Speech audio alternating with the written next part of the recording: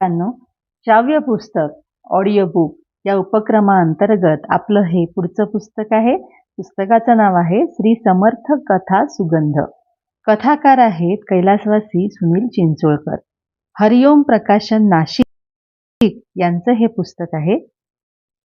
April 2009 मध्ये हे प्रसिद्ध झालं. आपण याची PDF आवृत्ती आपल्या उपक्रमासाठी उपयोगात आणतोय. समर्थांच्या 400व्या जयंतीनिमित्त समर्थांची काही सेवा करावी अशा हेतूनी त्यांचं हे चित्ररूप समर्थ चरित्र छापलं गेलंय. कथाकार म्हणतात की देशसेवा आणि देवसेवा समजून समर्थांचे विचार युवकांपर्यंत पोहोचवणं ही काळाची गरज या पुस्तकाने पूर्ण केलेली आहे. या पुस्तकामध्ये समर्थ रामदास स्वामी यांच्या वेगवेगळ्या कथांचा समावेश केलेला आहे. तेव्हा याही पुस्तकाचं आपले प्रेक्षक वाचक स्वागत करतील अशी खात्री आहे. चला तर मग ऐकूया समर्थ कथा सुगंध. कथा सुगंध या पुस्तकातली ही पहिली कथा. नाव आहे शुद्ध बीजापोटी फळे रसाळ गोमटी. आजच्या विज्ञान युगात DNA ही संकल्पना मान्य पावली आहे. प्राणीशास्त्रात रेसचे घोडे किंवा गुन्हा अन्वेषण विभागाचे कुत्रे यांचा 3-3 पिढ्यांचा इतिहास जपून ठेवतात. मग माणूस तर सर्वश्रेष्ठ प्राणी आहे. रामचंद्रांचा ज्या कुळात जन्म झाला त्या कुळात 60 त्यागी राजे रामापूर्वी होऊन गेले. तुकाराम महाराजांच्या घराण्यात 40 पिढ्या पंढरीची वारी सुरू होती. समर्थांच्या घराण्यातही 22 पिढ्या रामभक्तीची परंपरा होती. त्यांचे वडील सूर्याजीपंत आणि आई राणूबाई हे अत्यंत पवित्र होते. भानजी गोसावी हे त्यांचे मामा प्रसिद्ध कीर्तनकार होते. तर थोरले बंधू गंगाधर हे मराठवाड्यातील सत्पुरुष होते. संत एकनाथ महाराज हे समर्थांचे नातलग होते. एकदा सूर्याजीपंत देवाला नैवेद्य दाखवून तो गाईला खाऊ घालण्यासाठी घरातून बाहेर आले तेव्हा एक अत्यंत तेजस्वी पुरुष त्यांच्या घराच्या दिशेने येत होता. तो तेजस्वी पुरुष म्हणजे प्रत्यक्षात भगवान सूर्यनारायण होते. आपलं तेज सूर्याजीपंतांना सहन होणार नाही म्हणून सौम्य रूप धारण करून त्यांनी सूर्याजीपंत आणि राणूबाई यांना दर्शन दिलं. सूर्याजीपंतांनी श्रद्धापूर्वक पूजन करून त्यांना भोजन प्रसाद दिला. त्यांची उपासना पाहून भगवान सूर्यदेवांनी त्यांना 2 पुत्र होतील असा आशीर्वाद दिला आणि म्हणाले, थोरला गृहस्थाश्रम सांभाळून तुमची गादी चालवेल तर धाकटा ब्रह्मचारी राहून धर्म संस्थापना करेल. या आशीर्वादानुसार 1608 साली रामनवमीच्या दिवशी समर्थांचा जन्म झाला. त्यांचं नाव नारायण ठेवण्यात आलं कारण सूर्यनारायणाच्या कृपेने त्यांचा जन्म झाला होता. श्रीराम. पुढची गोष्ट. नाव आहे हनुमंताची मूर्ती सोन्याची की शेणाची. समर्थांनी नाशिक इथे टाकळीला हनुमंताची मूर्ती स्थापन केली. ही मूर्ती सोन्याची की शेणाची यावरून एक गमतीशीर घटना घडली. टाकळीजवळच्या रानात गुरं चारायला 2 गुराख्याची पोरं यायची. त्यातील एक जण म्हणाला की हनुमंताची मूर्ती सोन्याची आहे. तर दुसरा मुलगा म्हणाला की मूर्ती शेणाची आहे. दोघांनी मूर्ती पाहिली होती त्यामुळे दोघेही आपला मुद्दा सोडायला तयार नव्हते. अखेर प्रकरण पैज लागण्यापर्यंत गेलं. दोघांनी मंदिरात जाऊन मूर्ती पाहायची. ज्याचं म्हणणं खोटं असेल त्याने आपल्या गायी दुसऱ्याला देऊन टाकायच्या असं ठरलं. दोघेही जण मंदिरात आले. मूर्ती सोन्याची आहे असं म्हणणाऱ्यांनी लाकडाच्या एका तुकड्याने हनुमंताची शेपटी थोडी खरवडली तेव्हा ती सोन्यासारखी चमकू लागली. आता आपल्या सर्व गायी देऊन टाकाव्या लागणार म्हणून दुसरा मुलगा रडू लागला. त्याच्या रडण्याचा आवाज ऐकून समर्थ मंदिरात आले. समर्थ त्या दोघांना म्हणाले, तुम्ही दोघंही बरोबर आहात. मूर्ती गायीच्या शेणाची आहे आणि शास्त्र सांगतं की गायीच्या शेणात लक्ष्मीचा वास आहे. गायीच्या शेणखतामुळे शेतात सोन्यासारखं पीक येतं. तेव्हा त्या दृष्टीने विचार केल्यास मूर्ती सोन्याची देखील आहे. जो मुलगा रडत होता त्याचा चेहरा फुलला. 2 जण आनंदाने आपापल्या गायी घेऊन घरी गेले. अशा प्रकारे समर्थांनी छान मध्यस्थी केली. श्रीराम. पुढची गोष्ट. गोष्टीचं नाव आहे तुम्हास जगोद्धार करणे आहे. समर्थांनी तपश्चर्या संपल्यावर 12 वर्ष भारत भ्रमण केलं. ते फिरत फिरत हिमालयात आले तेव्हा त्यांच्या मनातला मूळचा वैराग्यभाव जागा झाला. त्यांची देहाबद्दलची आसक्ती नष्ट झाली. आपल्याला प्रभू रामचंद्राचं दर्शन झालं.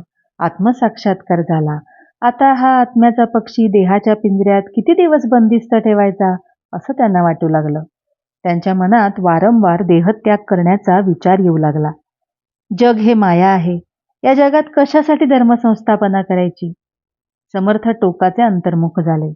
देहत्यागाच्या हेतूने त्यांनी 1000 फुटांवरून मंदाकिनी नदीत उडी मारली. तेव्हा प्रत्यक्ष रामरायांनी त्यांना झेललं. रामरायांनी त्यांना सांगितलं, तुम्हास जगोद्धार करणे आहे. तुमची तनू ते आमुची तनू पाहे. दोन्ही तपे तुमची रक्षिली काय आहे, धर्मसंस्थापने कारणे.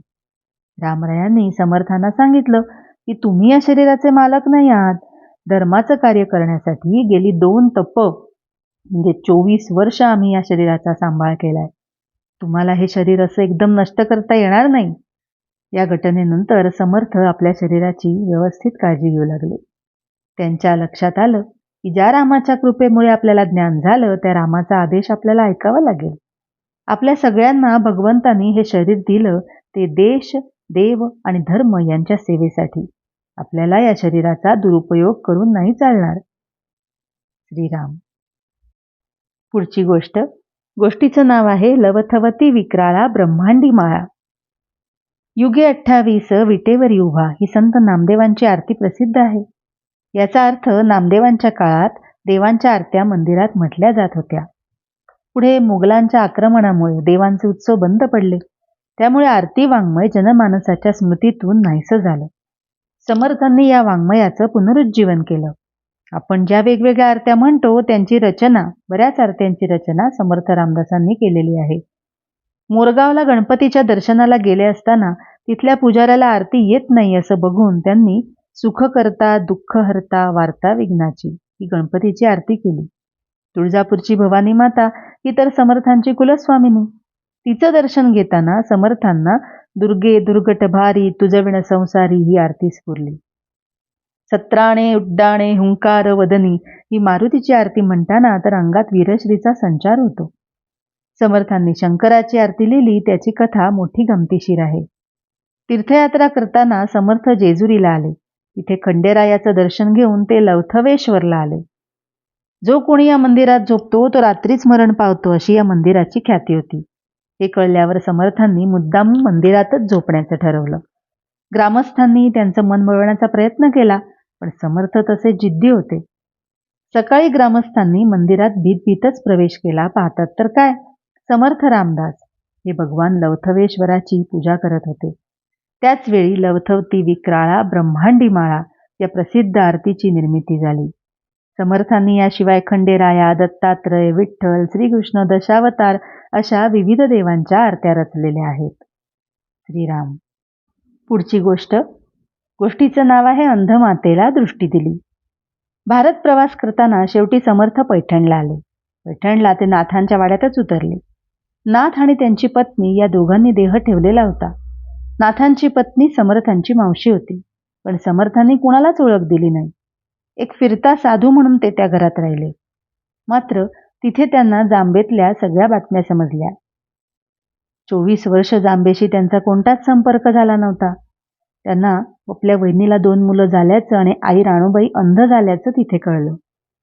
समर्थ वैराग्यशाली असले तरी तुसडे नव्हते. त्यांच्या मनात आलं जांबेला जाऊन आईला भेटावं. समर्थ जांबेत पोचले पण तिथेही त्यांनी कोणालाही आपली ओळख दिली नाही. अगदी नाट्यमय पद्धतीने आपल्या घराच्या अंगणात उभं राहून त्यांनी भिक्षा मागितली. त्यांची वहिनी भिक्षा घेऊन दारात उभी राहिली. तिची राम आणि श्याम ही 2 मुलं तिला धरून बघत होती या भिक्षा मागणाऱ्या गोसाव्याकडे. त्यांना ठाऊक नव्हतं की हे आपले काका आहेत. 24 वर्षात दाढी जटा वाढवल्याने आणि व्यायामाद्वारे शरीर बलदंड झाल्याने पार्वतीबाई देखील दिराला ओळखू शकल्या नाहीत. अखेर समर्थांनी आपलं खरं रूप प्रकट केलं. नारायण आल्याने राणूबाईंना खूप आनंद झाला. 24 वर्षांच्या साधनेने समर्थांना काही शक्ती प्राप्त झाल्या होत्या. त्याद्वारे त्यांनी रामचंद्रांना प्रार्थना करून मातेच्या डोळ्याला स्पर्श केला आणि राणूबाईंना दिसू लागलं. त्यांना खूप आश्चर्य वाटलं.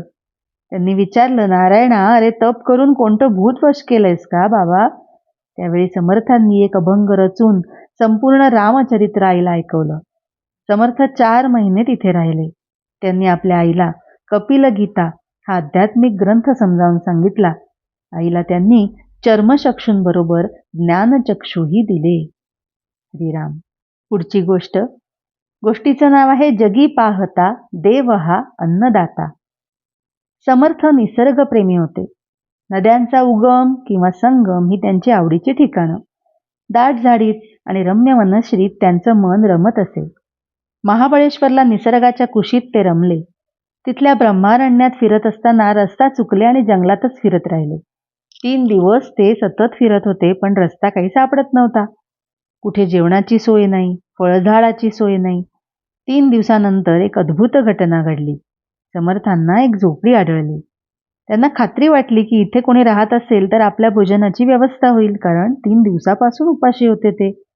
झोपडीच्या बाहेर उभं राहून समर्थांनी भिक्षेचा श्लोक म्हटला. त्या झोपडीत एक दाम्पत्य राहत होतं. त्या गृहस्थांनी समर्थांना घरात बोलवलं, भोजन करण्याची विनंती केली. समर्थांची पाद्यपूजा करावी अशी त्या दोघांची इच्छा होती, पण समर्थ म्हणाले, मी कधीही पाद्यपूजा करून घेत नाही. समर्थ पानावर बसले. त्या गृहिणीने अत्यंत प्रेमाने आणि आग्रहाने त्यांना जेवायला वाढलं. समर्थ सुद्धा 3 दिवसानंतर जेवत होते, त्यामुळे पोटभर जेवले. त्यांना मनःपूर्वक धन्यवाद देऊन समर्थ झोपडीतून बाहेर पडले. 10-20 पावलं चालल्यानंतर त्यांनी सहज मागे वळून बघितलं तर तिथे झोपडीच नव्हती. ती झोपडी, ते दाम्पत्य अदृश्य झालं होतं. समर्थांचं अंतःकरण रामचंद्रांबद्दलच्या कृतज्ञतेने भरून आलं. त्यांच्या लक्षात आलं की ते दाम्पत्य म्हणजे प्रत्यक्ष राम सीता होते. भगवंतांनी वेगळ्या रूपात प्रकट होऊन भक्ताची सेवा केली होती. ज्याने जनाबाईची लुगडी धुतली, नाथांच्या घरी पाणी भरलं, त्याच परमात्म्यांनी समर्थांना जेवू घातलं. श्रीराम. वाचकांनो, तुमचं प्रोत्साहनच असंच काम करत राहण्याची आम्हाला शक्ती देईल. त्यामुळे शेअर, लाईक, सबस्क्राईबचं टॉनिक तुम्ही आम्हाला जरूर द्याल अशी खात्री आहे.